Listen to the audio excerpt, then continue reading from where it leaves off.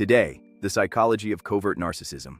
What it is, how it differs from the overt presentation, and why it is so systematically difficult to identify and to leave. You left the conversation feeling bad about yourself, and you cannot explain why.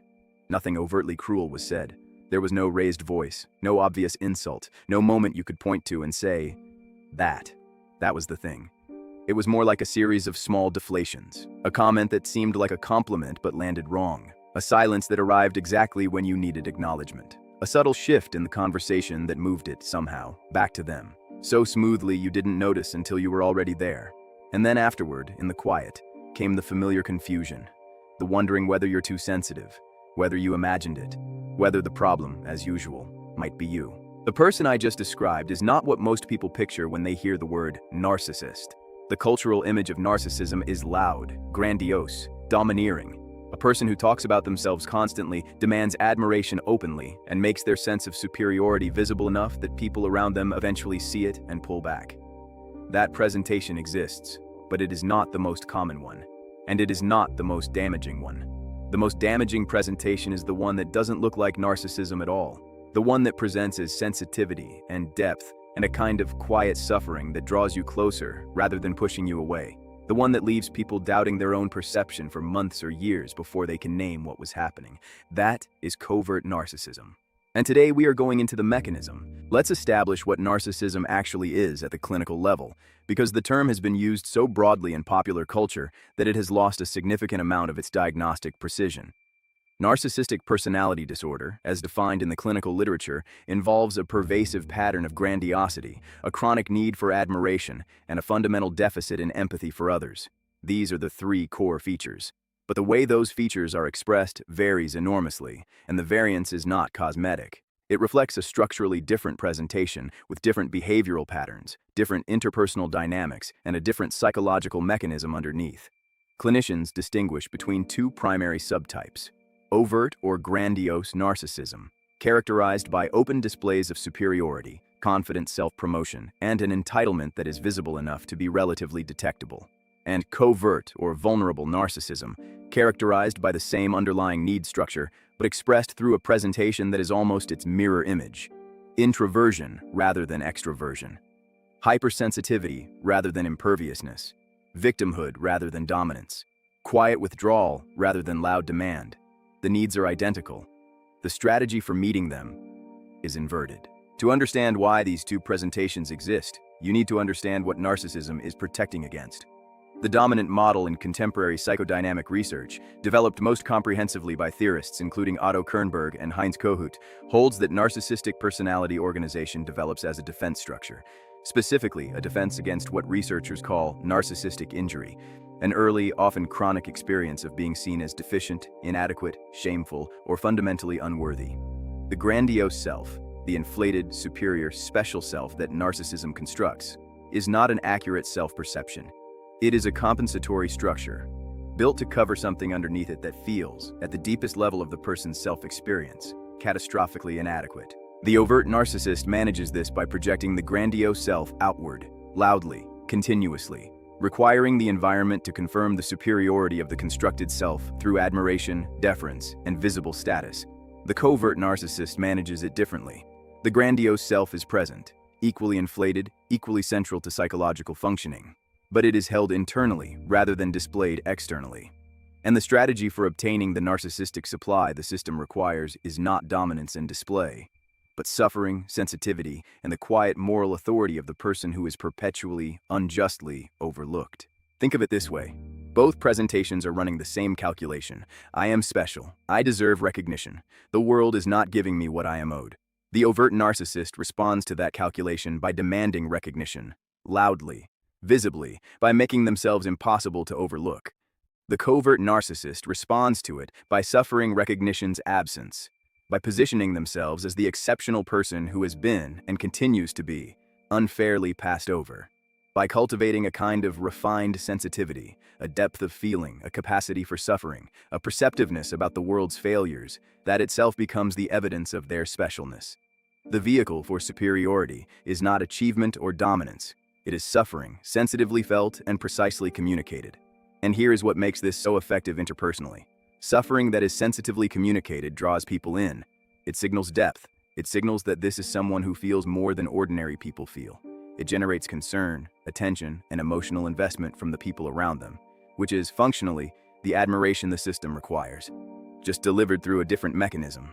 Where this becomes most visible is in the specific texture of close relationships with a covert narcissist, the patterns that repeat across partners, friends, and family members who have experienced this dynamic. The first is what clinicians call passive devaluation. Rather than the overt narcissist's direct criticism or open contempt, the covert presentation operates through subtle diminishment. The comparison that positions you slightly below someone else, the question that implies you may have missed something, the sudden loss of interest precisely when you are talking about something that matters to you. Each instance is individually deniable. The pattern, across time, is unmistakable. The second is a specific use of victimhood as leverage. In conflicts, the covert narcissist almost always becomes the one who is more hurt, more affected, more wounded by what has occurred, regardless of what actually occurred. This is not always consciously strategic, but it is functionally effective.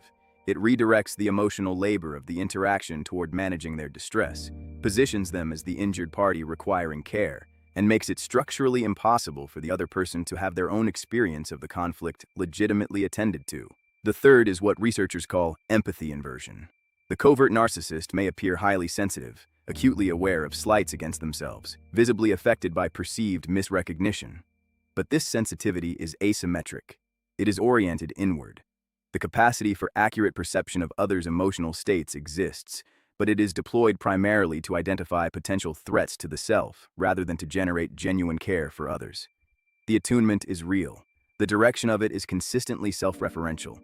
The reason covert narcissism is so systematically difficult to identify, even by people in close long-term relationships with someone who has this profile, comes down to a structural feature of how it presents. Everything that would normally trigger the detection of exploitative behavior is inverted. Overt narcissism generates a recognizable signature. Someone who takes up too much space, who demands too openly, who makes others feel small in ways that eventually become undeniable. The behavior produces visible discomfort that accumulates over time into a clear enough signal to act on. Covert narcissism produces the opposite signature, someone who takes up their space through need rather than demand, who makes others feel not dominated, but responsible, not inferior, guilty. The emotional experience of being close to a covert narcissist is not typically one of feeling small. It is one of feeling perpetually, inexplicably inadequate to a standard you cannot quite identify. And crucially, the covert narcissist's own apparent suffering provides continuous cover for the pattern. When someone seems to be struggling, when they present as sensitive, wounded, misunderstood, the social impulse is to extend care rather than scrutiny. The suffering disarms the examination the pattern would otherwise invite. This is also why the most common response, among people who eventually recognize the dynamic, is not anger. It is confusion, a prolonged period of doubting their own perception, wondering whether the problem is their sensitivity, their expectations, their failure to be present enough to a person who is clearly in pain. That self-doubt is not a character flaw in the person experiencing it. It is the predictable output of a dynamic that is structurally designed to redirect accountability.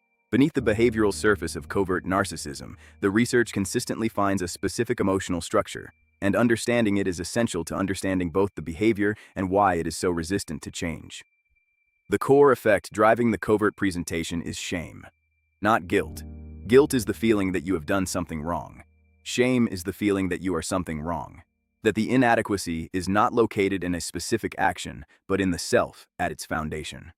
Developmental research suggests this shame is typically early in origin. A childhood environment in which the person received conditional rather than consistent recognition, in which love, attention, and approval were available, but only when certain standards were met, certain performances were delivered, or certain versions of the self were presented. The child learns, the real self is not enough. The real self, unperformed, is the source of the rejection. The grandiose self, the secretly exceptional, chronically misunderstood, profoundly feeling person, is built on top of that foundational shame.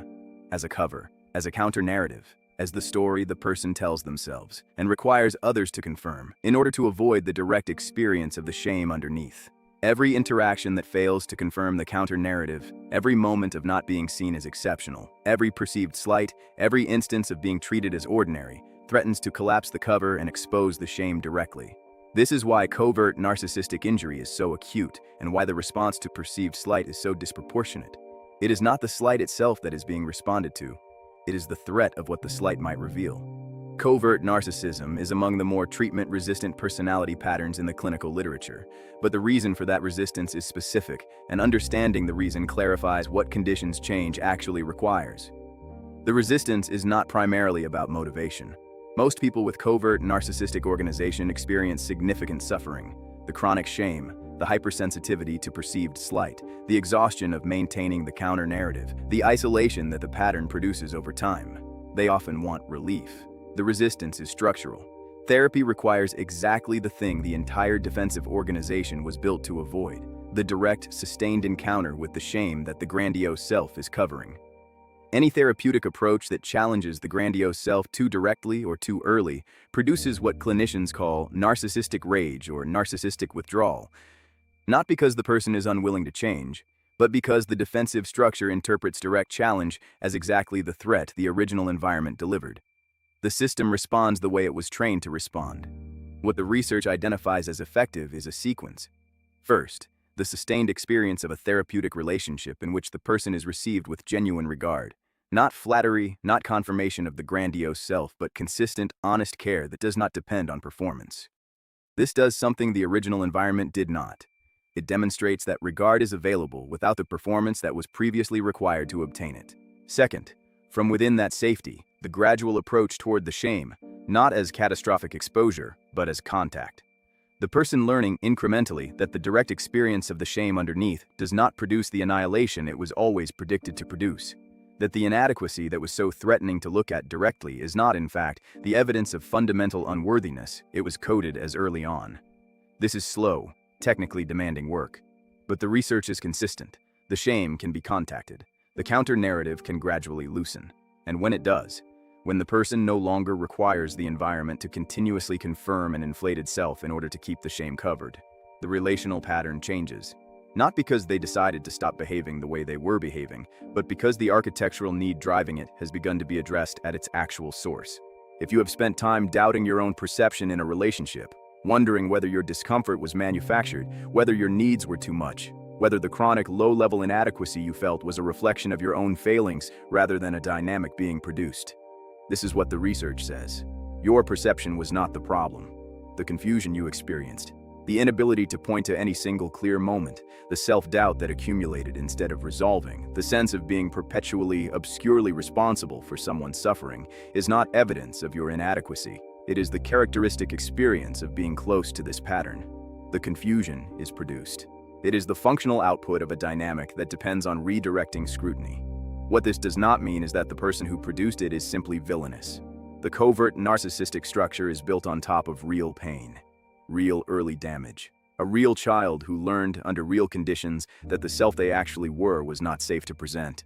The harm they cause is real, and the suffering underneath the structure that causes it is also real. Both things are true simultaneously. Understanding the mechanism does not obligate you to stay within its effects, but it may clarify what you were experiencing and give you a framework that is more useful than the self-blame that this pattern, by design, consistently produces. The problem was not your sensitivity. The problem was the architecture it was up against. If the mechanisms we examine here are useful to you, the archive has more than 25 episodes examining patterns like this one at the level of the documented research. Subscribe so you don't miss what's coming. We'll see you in the next one.